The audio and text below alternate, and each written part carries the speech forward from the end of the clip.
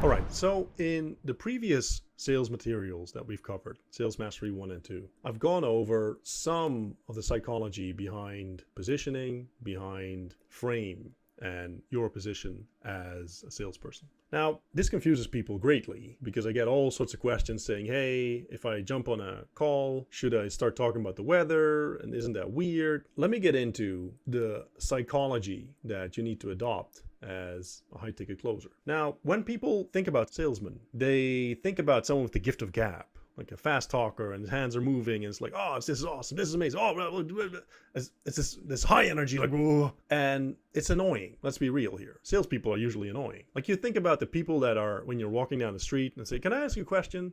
Like, do you think that the seals should be saved? Do you have some money for the orphanage? Oh, you don't like orphans? You want orphans to die? Oh, okay. Well, that's a little weird. You don't have $1 for the orphans? Those annoying people, you think about those people, that's not high ticket closing at all. It's not even closing at all. It's just being annoying. So what we're going to go over here is a very different type of salesperson. Let me give you an image. I've talked about frame in the previous installments, and I've talked about the doctor frame. Now, if you go to the doctor doesn't come out of his office to greet you and shake your hand and say, hey man, awesome to be here, how are you feeling? It's amazing, I'm so happy, man. I got some pills for you, they just arrived right in the back, and they're on a discount now. I can get you a great deal. That wouldn't happen. Well, if it happens, you better run away, because that's not a good doctor. That's a drug dealer. Instead, what happens is you get to the doctor's office, and the receptionist puts you in a chair, makes you fill out the same form that you filled out 57 times before. And then once you fill out your form, you give it to her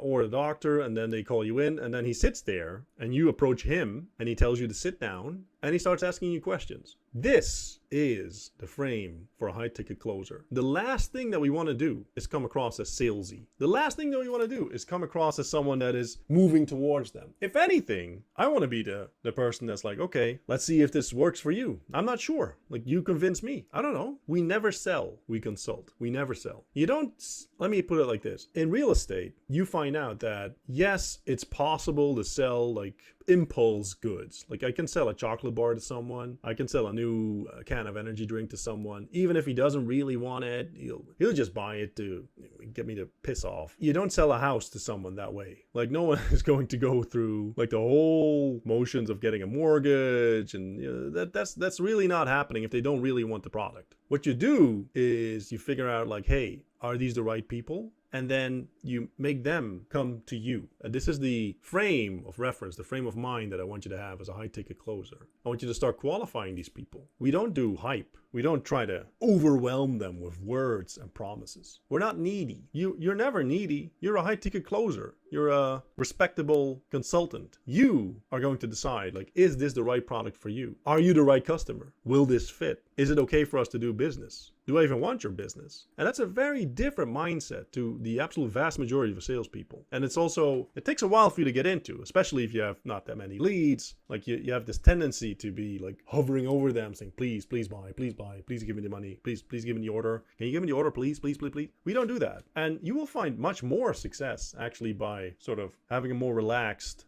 stance, being less pushy, less salesy, less needy. People love to buy, but they hate being sold to. And that's a good thing to remind yourself of. People love to buy, but they hate being sold to. Should be a creed for you as a high ticket closer. They love to buy. And your function is to facilitate the buying transaction. It's not to put anything, like to shove anything down their throat. It's to facilitate it, make it easy, make sure they stand behind their decision, they're sure, and you will find out that people respond to that way more positive than the alternative, which is to have something shoved down your throat. People don't like that at all. We're not pushy, we're not needy, we're not hypey, we're not salesy. We don't justify ourselves. We don't have something to prove. Another common mistake that I see in closers is the second they get challenged or there's a question, they start justifying themselves. Someone says, yeah, well, all right, I'm on the call. Tell me why I should buy this. And they start telling them why they should buy this, which is the dumbest possible thing. This is not a dog and pony show. You're not a freak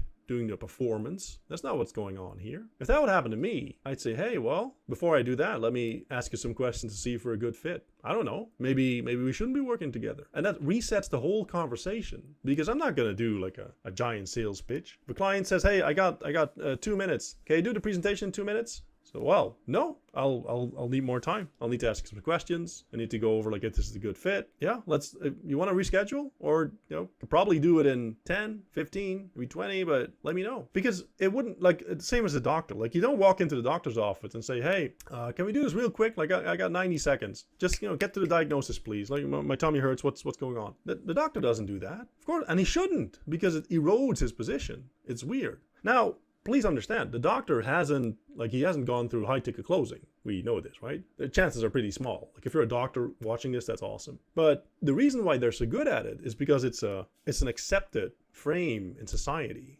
People understand that a doctor should be treated with respect, and this is the way we treat doctors. Similar to any authority figure. I want you to take up the mantle and the helm and the position of an authority figure, because what's really going on is that they are considering an investment decision when they're talking to you. And it's up to you to see if this is the right decision and to help them make that decision. So you're a professional. Act like one. Behave like one. And position yourself like one. Extremely important in high ticket closing is positioning. It's important in all of selling, but like the higher ticket we go, the more important this becomes. You don't see hypey, flashy, fast talking, needy salespeople selling high ticket items. And the few times you do, they're out really, really quickly. Doesn't happen that way.